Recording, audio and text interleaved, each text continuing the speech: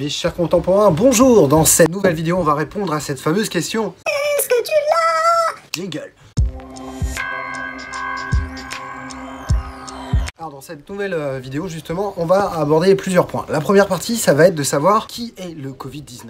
Portrait d'un meurtrier. Alors le Covid-19, on a déjà raconté plein de choses à son sujet. Je suppose que tu en as écouté pas mal, donc je vais résumer ça très rapidement. Alors le Covid-19, on l'appelle comme ça parce que ça veut dire en anglais Coronavirus Disease 2019, donc Covid-19. Il est apparu en Chine au mois de novembre, à la mi-novembre, sur un homme de 55 ans. C'est un virus qui est une nouvelle pathologie émergente, donc on le connaît pas. Il se transmet par zoonose, ça veut dire de l'animal à l'homme. Tu connais l'histoire de la chauve-souris et du pangolin. Le virus infecte les cellules par endocytose, principalement au niveau des récepteurs présents au niveau des alvéoles pulmonaires, du côlon, de l'œsophage et du pancréas. Il se transmet par des petites gouttelettes d'eau qui sont présentes dans l'air, expirées principalement par le nez, et la bouche est présente au niveau des mains des personnes contaminées. Il peut se transmettre directement par un contact ou en étant en contact avec une surface contaminée. Le virus peut persister rien que dans l'air de la pièce pendant 3 heures. Sur du carton, 24 heures, 3 jours sur de l'inox, jusqu'à 3 jours sur du polypropylène, c'est ce qu'on appelle nous pour nous communément du plastique. Sa période d'incubation elle est de 3 à 7 jours plus communément, avec de rares cas jusqu'à 12 jours, voire même des cas à plus de 24 jours. Mais c'est très rare. D'où la quatorzaine, c'est une pathologie qui possède un taux de létalité connu avéré à 3%. La grippe aviaire, on est à 60%, la peste bubonique à 60%. Il est largement présent dans plus d'une centaine de pays, dont 250 000 cas référencés dans le monde à l'heure actuelle, pour un peu plus de 10 000 au niveau de la France. Son taux de létalité pour les moins de 40 ans est de 0,2%, 8% pour les 60-79 ans et 15% pour les 80 ans et plus. On remarque que chez les gens qui sont hospitalisés, il y a une lymphopénie, donc une chute des lymphocytes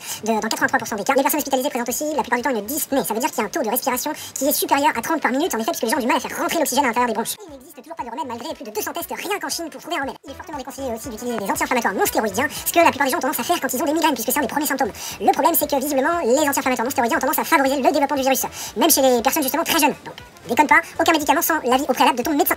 Voilà, donc ça c'est pour notre meurtrier. Maintenant, en face, il y a quand même quelqu'un qui joue dans la partie. Il y a ton corps. Ton corps, il a la capacité pour résister à tous les virus, les bactéries, tous les parasites, tout ce qui vient attaquer ton corps. C'est ce qu'on appelle le système immunitaire.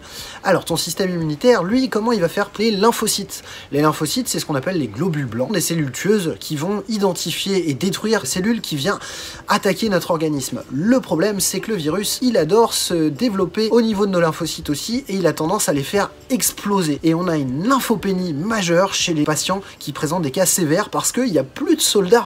Alors également, comme tu le sais, ton système immunitaire, c'est pas toi qui le contrôle. T'as pas un bouton dans ta tête, tu peux pas le contrôler avec ta pensée. Donc c'est le système nerveux autonome qui s'en occupe, ou le système neuro-végétatif. Ce système neuro-végétatif, en fait, il peut être dans deux états. L'état orthosympathique, instinct de survie, ou le parasympathique, c'est l'état plutôt de détente, de régénération cellulaire, de digestion émotionnelle. Alors tu te doutes bien que pour que ton corps soit efficace, tu partages en fait la pile avec lui. L'énergie, tu la partages avec lui. Donc, quand tu le sollicites trop, par exemple, avec un repas bien trop riche ou quand tu fais des efforts trop intenses, ton corps il a peu d'énergie disponible pour faire les autres fonctions dont il a besoin. C'est pour ça qu'on est fatigué quand on est malade, parce que le corps il a besoin de toute l'énergie, donc nous on n'a plus de jus disponible pour nous. Alors ton système immunitaire il est efficace quand tu es en parasympathique, ça permet de recentrer le corps à l'intérieur de lui-même pour faire tout l'entretien, faire à l'intérieur, alors que l'orthosympathique est plutôt un état de stress lié à l'environnement extérieur. Ça veut dire que ton état orthosympathique mobilise toute l'attention, toute l'énergie pour la survie de l'instant. S'il y a un lion qui te court après ou quelqu'un qui veut te taper dessus, là ça va être utile, tu vas avoir du sang dans les muscles, dans les mâchoires, dans les mains, les yeux vont vite, tu as des réflexes, tu penses pas très loin mais tu réagis très vite. Mais le problème c'est que c'est pas du tout dans cet état-là qu'on affronte un virus. Un virus c'est beaucoup plus petit, ça se balade à l'intérieur et du coup tu as besoin que tous les canons soient tournés à l'intérieur.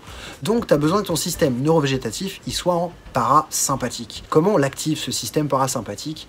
Il y a une technique magique, c'est que toi-même tu peux activer ce mécanisme-là en travaillant sur la détente. Pourquoi? Quand tu respires au niveau abdominal, une respiration diaphragmatique et non thoracique, tu viens stimuler l'effet parasympathique. Donc, tout ce qui apaise ton esprit, tout ce qui ramène ta respiration au niveau du bas-ventre, va permettre à ton système neurovégétatif d'être dans le bon mode de fonctionnement pour optimiser le système immunitaire. Ce qui combat le virus et ce qui permet vraiment d'avoir un rempart par rapport à l'infection qui s'étale, ce sont tes lymphocytes. Comment ils fonctionnent? Eux, ils sont sécrétés de notre moelle osseuse. Alors, qu'est-ce qui stimule la sécrétion?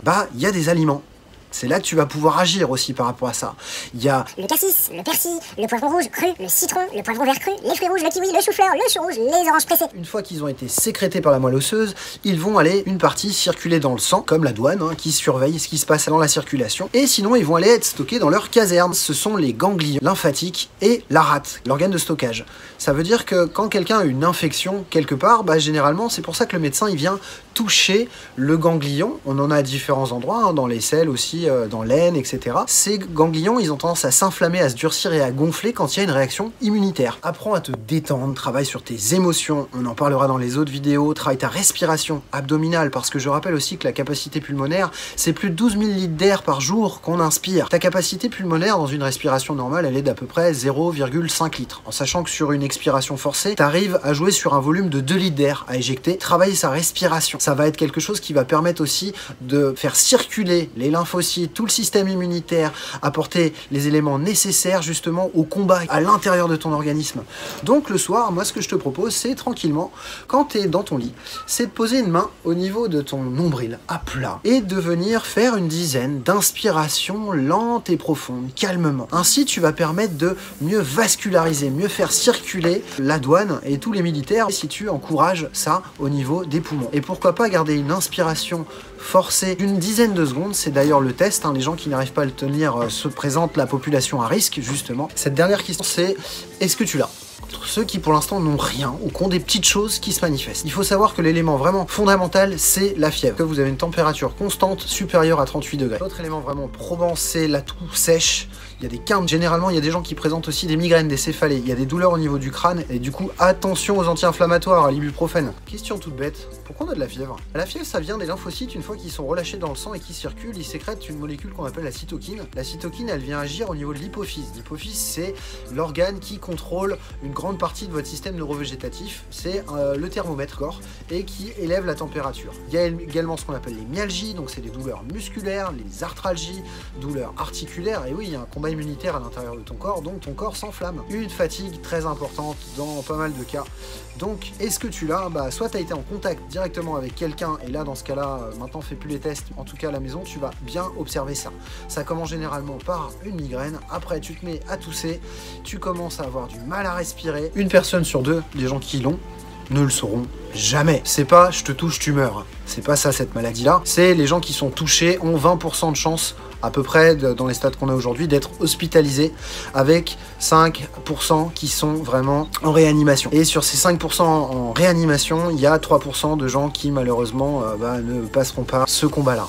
La plupart du temps, ce sont des gens qui sont très fragiles. C'est surtout pour eux qu'on a peur. Mais est-ce que tu l'as toi? Si t'as pas de symptômes, tu t'en fous.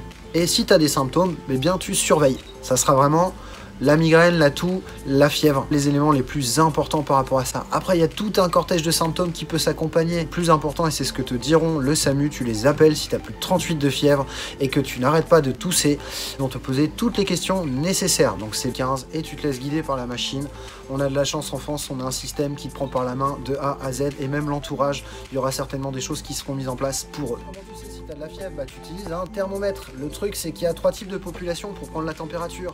Sur les 0-2 ans, on va plutôt utiliser le rectal parce qu'il bouge trop et les autres orifices seraient trop dangereux. 2 à 5 ans, généralement, le choix il est rectal, après tympanique, voire axillaire. Ça dépend de l'agitation aussi de l'enfant. L'enjeu étant d'être le moins dangereux pour lui possible. Et pour les adultes, on peut prendre directement à la bouche. Ça fonctionne très bien. Vous connaissez la différence entre le thermomètre rectal et le thermomètre buccal. Et pour ceux qui ont été atteints ou qui ont eu des petits symptômes, quand est-ce que tu sais que tu peux considérer que tu ne l'as plus? C'est pas si compliqué que ça, c'est que ta température, elle ne monte plus. Il n'y a plus de syndrome respiratoire, plus de tout, plus rien. Tu as une amélioration des images à la radio, parce que les gens qui ont été contaminés et avérés, et qui ont été hospitalisés principalement, en tout cas eux, on a une image radio pour voir l'état des poumons. Et il suffit qu'il y ait 2 résultats successifs du test RT-PCR, c'est le test utilisé, à 24 heures d'intervalle en étant négatif. Voilà, sur ce, je te dis à demain et sois à l'aise avec l'inconnu, car c'est là que la science démarre. Ciao! Est-ce qu'il est là? Est-ce qu'il est là? Est-ce qu'il est là? Ouais, je te donne ton portable. Est-ce qu'il est là? En même temps, si j'appuie dessus, je me contamine, mais je me relave les mains après. Mais du coup, j'aurais contaminé ce qu'il y avait dessus. Ça veut dire que la prochaine fois que je m'en servirai, je serai encore contaminé. Mais après, je me laverai les mains.